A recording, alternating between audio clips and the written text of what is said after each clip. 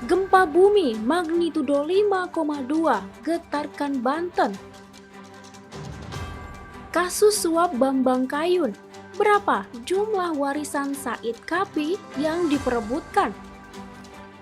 PT MSU ditantang gugat semua konsumen Meikarta. Assalamualaikum warahmatullahi wabarakatuh. Saya Muhammad Ridho Fikardo mengucapkan selamat menyaksikan forum hari ini. Silakan follow, like, subscribe, and comment.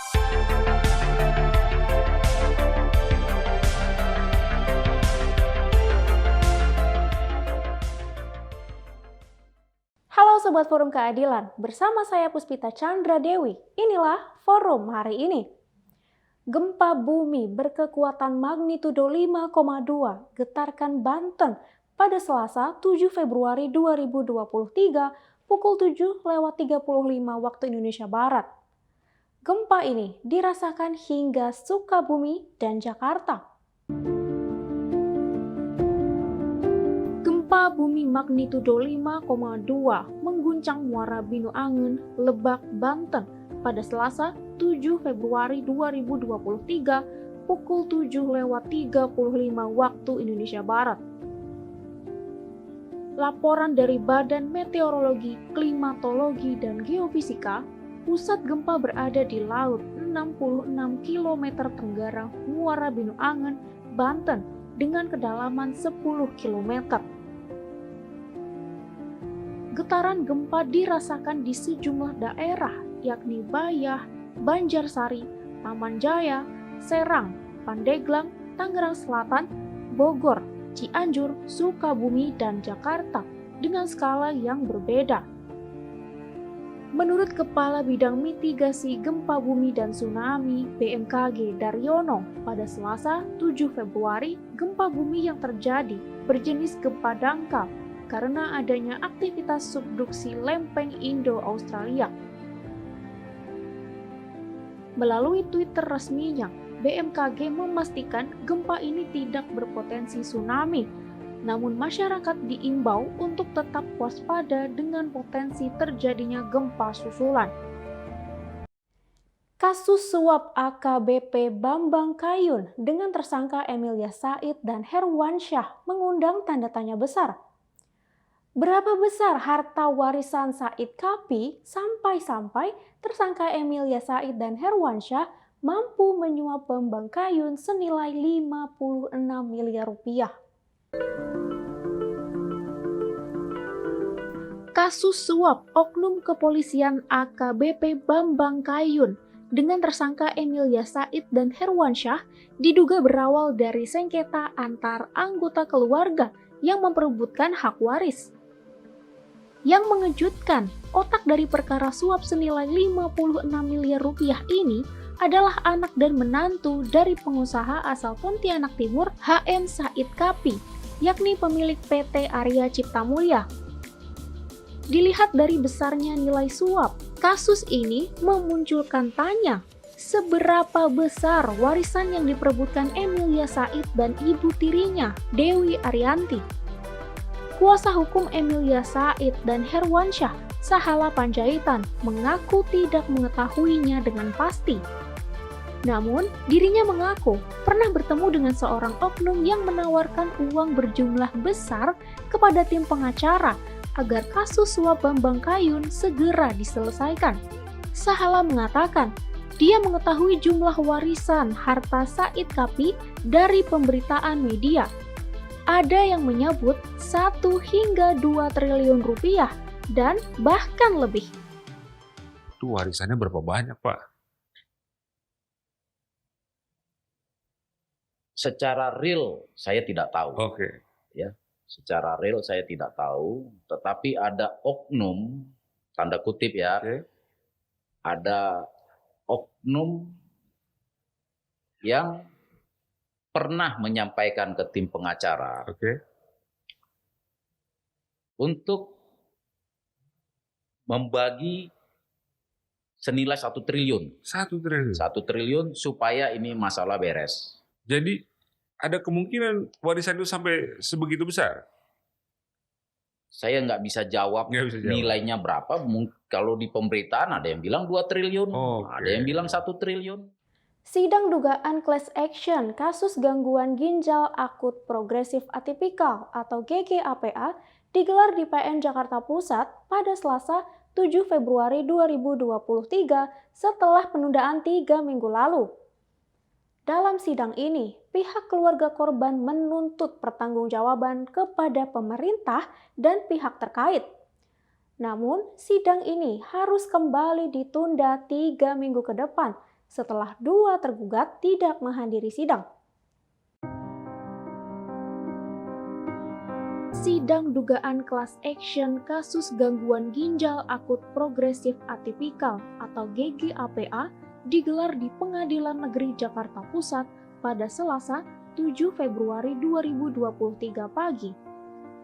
Sidang ini kembali digelar setelah sebelumnya pada 17 Januari ditunda selama 3 pekan karena banyak pihak tergugat yang tidak hadir.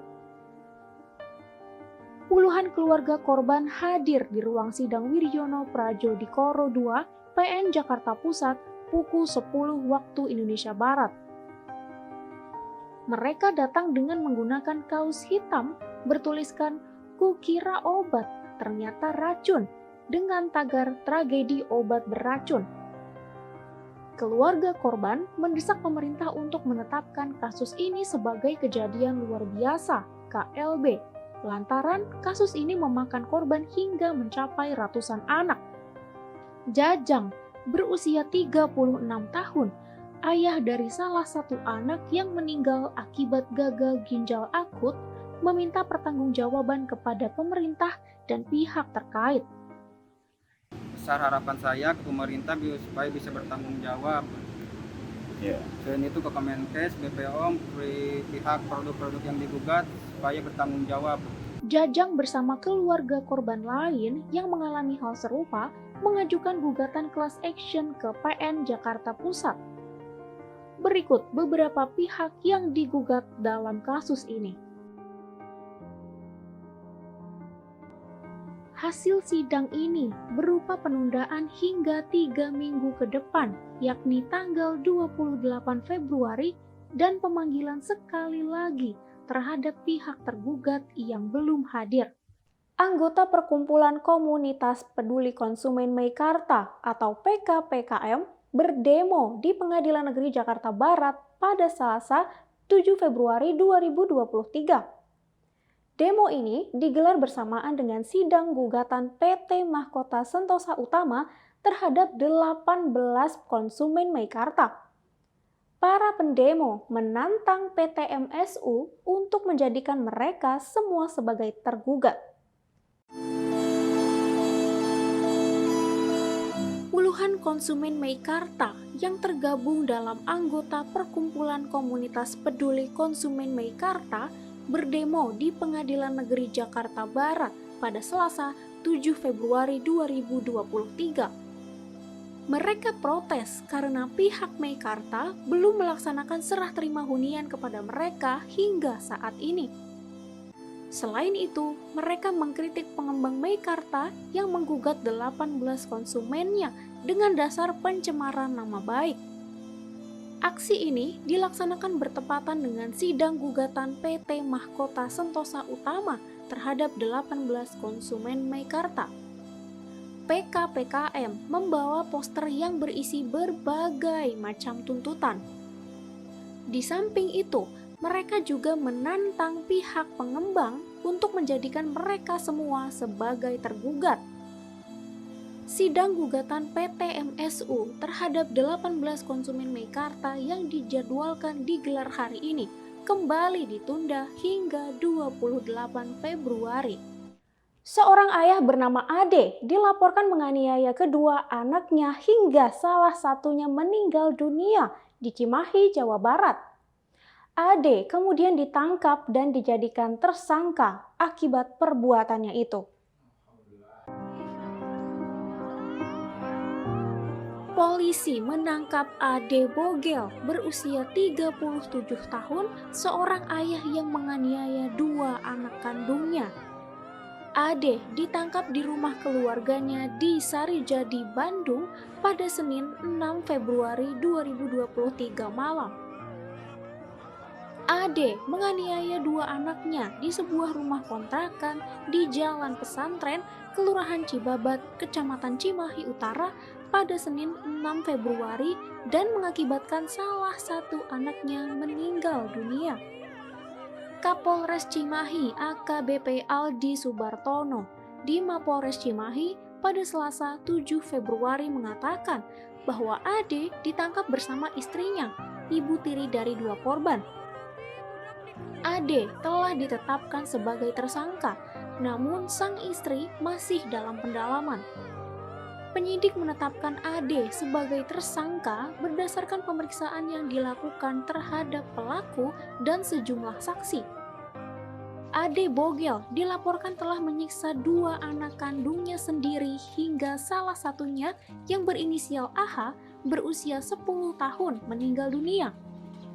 Sedangkan anak sulungnya berinisial AMN berusia 12 tahun harus mendapatkan perawatan intensif di Rumah Sakit Sartika Asih Bandung karena luka serius yang dialaminya. Aksi penyelamatan korban penganiayaan tersebut sempat viral di media sosial. Seorang perawat di Rumah Sakit Muhammadiyah Palembang ditetapkan sebagai tersangka setelah dirinya lalai menggunting jari kelingking seorang bayi berusia 8 bulan ketika hendak memperbaiki infus.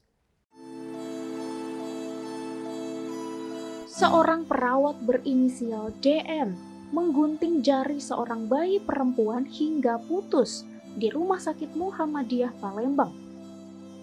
Kapolrestabes Palembang, Kombes Muhammad Najib, pada Senin 6 Februari 2023 mengatakan bahwa dari hasil gelar perkara, penyidik menetapkan DN sebagai tersangka. Penyidik Satreskrim Polrestabes Palembang telah memeriksa 7 orang saksi termasuk pelaku. Peristiwa tersebut terjadi pada Selasa 3 Februari di Rumah Sakit Muhammadiyah Palembang. Saat itu, AR mengalami demam tinggi yang membuatnya harus dipasang selang infus di tangan sebelah kanannya. Namun, selang infus AR mampat sehingga ibu korban memanggil perawat untuk memperbaiki infus tersebut. Saat itu, sang perawat DN menggunakan gunting besar sebagai alat bantu untuk memperbaiki infus di tangan AR. DN telah diingatkan untuk berhati-hati ketika membetulkan selang infus di tangan korban AR. Namun, imbauan itu tidak didengarkan oleh DN, hingga akhirnya jari kelingking bayi berusia 8 bulan itu ikut terpotong. Peristiwa itu dinilai sebagai kelalaian DN sebagai perawat, karena sebelumnya DN telah diingatkan untuk berhati-hati. DN dijerat pasal 360 ayat 1 KUHP tentang kelalaian yang mengakibatkan orang lain terluka dengan ancaman hukuman 5 tahun penjara.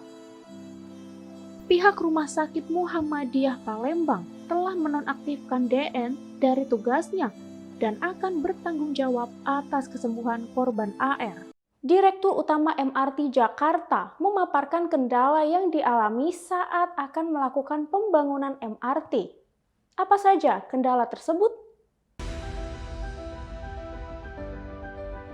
Direktur Utama MRT Jakarta memaparkan kendala pembangunan MRT dalam rapat kerja bersama DPRD Provinsi DKI Jakarta pada Selasa 7 Februari 2023.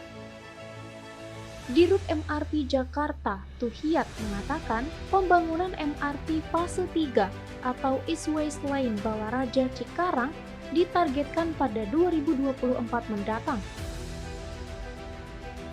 Beberapa kendala yang dihadapi adalah peletakan jalur, yakni underground, at grade, dan elevated, serta hambatan utilitas seperti kabel fiber optik, kabel listrik, dan pipa gas. Utilitas yang berada di jalur MRT tersebut harus dipindahkan sebelum proyek pembangunan dimulai. Tuhiyat mengaku telah melakukan koordinasi dengan pihak terkait untuk mengatasi sebagian hambatan yang ada.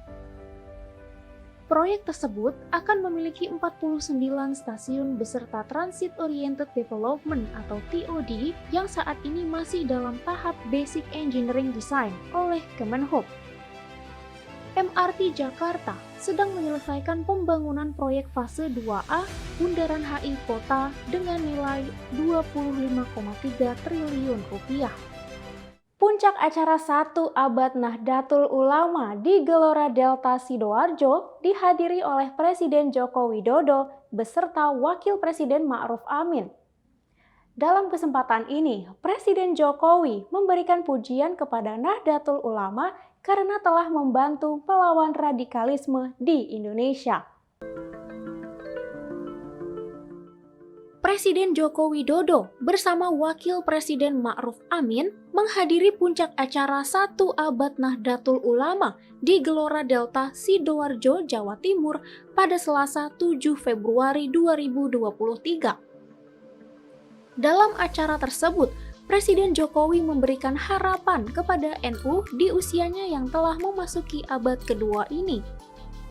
Selain itu, Presiden Jokowi juga memberi pujian terhadap kontribusi NU bagi masyarakat untuk membangun peradaban yang lebih baik dan mulia, serta konsisten menjauhi politik identitas dan radikalisme. Dalam menghadapi hantaman gerakan-gerakan radikal, termasuk menjaga diri dari politik identitas dan ekstremisme. NU dianggap memiliki peran besar bagi sejarah perjalanan bangsa Indonesia. Atas hal itu, Presiden Jokowi mewakili bangsa Indonesia mengucapkan terima kasihnya kepada NU. Ketua Umum PBNU Yahya Khalil Stakuf mengungkapkan bahwa NU siap menghadapi perjalanan di abad keduanya serta mensyukuri perjalanan NU yang telah melewati 1 abad ini. Acara tersebut juga turut dihadiri oleh Megawati Soekarno Putri, mantan Wakil Presiden Yusuf Kala, istri Gus Dur, Sinta Nuriyah Wahid, dan sejumlah Menteri Kabinet Indonesia Maju. Demikian forum hari ini. Saya Puspita Chandra Dewi, sampai jumpa.